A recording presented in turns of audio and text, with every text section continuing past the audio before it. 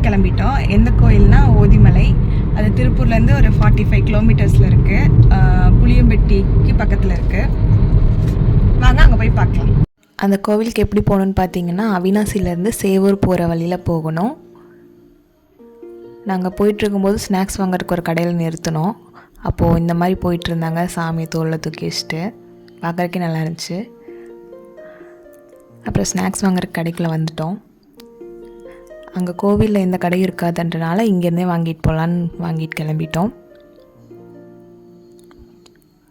தென் புளியம்பட்டி போகிற வழியில் போகணும். லக்ஷ்மி நரசிம்மர் கோவிலெலாம் தாண்டி தான் வந்தோம்.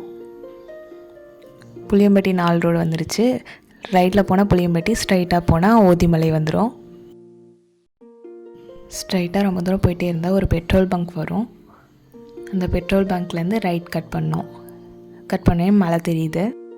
மலைக்கிட்ட வந்துட்டோம் மக்களே. மலையை பார்க்குறக்கே அப்படியே வயிறுலாம் கலக்குது. அப்படியே கூமாச்சியாக இருக்குது. எப்படி ஏற போகிறேன்னே தெரியல. பார்ப்போம் என்ன நடக்குதுன்னு. அந்த மலை எவ்வளோ அழகாக இருக்குதுன்னு பாருங்களேன். அந்த பெட்ரோல் பங்க் தாண்டி கொஞ்சம் தூரம் வந்தாவே ஓதிமலைக்கு போர்டு வச்சுருக்காங்க. நம்ம அதை பார்த்து கரெக்டாக வந்துடலாம் கோவிலுக்கு.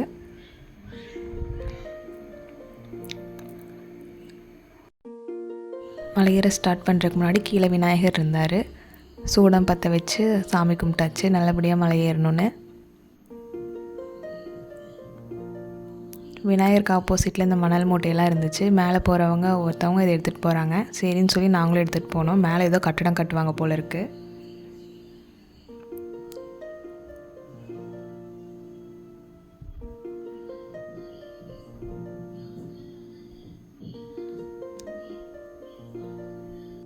நான் அந்த மணல் இருக்கிற பேக்கையும் குச்சியும் கொண்டு வரதை பார்த்துட்டு எல்லோரும் ஔவையார் நடந்து வர மாதிரியே இருக்குதுன்னு கிண்டல் பண்ணிகிட்டு இருந்தாங்க. நான் தான் கடைசியாக ஏறி வந்தேன். அங்கே ஒரு விநாயகர் கோவில் இருந்தது. இது வந்து வெள்ளை விநாயகர் கோவிலாமா. இந்த வெள்ளை விநாயகர் கோவில் வந்து மலையோட பாதியில் இருக்குது. நம்ம போகிற கோவில் இன்னும் பாதி ஏறணும். மறுபடியும் ஏற ஸ்டார்ட் பண்ணியாச்சு. கொஞ்சம் நேரத்துலேயே மேலே இருக்கிற கோவில் வந்தாச்சு. அந்த மணல் மூட்டையை கீழே வச்சிட்டோம்.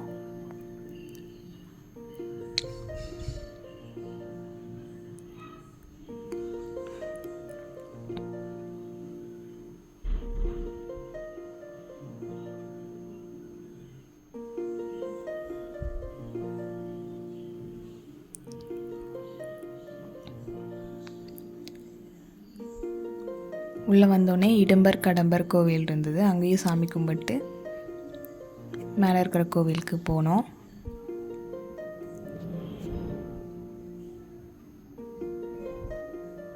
இதுதாங்க அந்த கோவில்.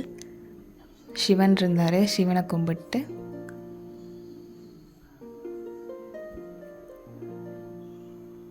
குரங்கெல்லாம் நிறையா இருந்துச்சுங்க மேலே.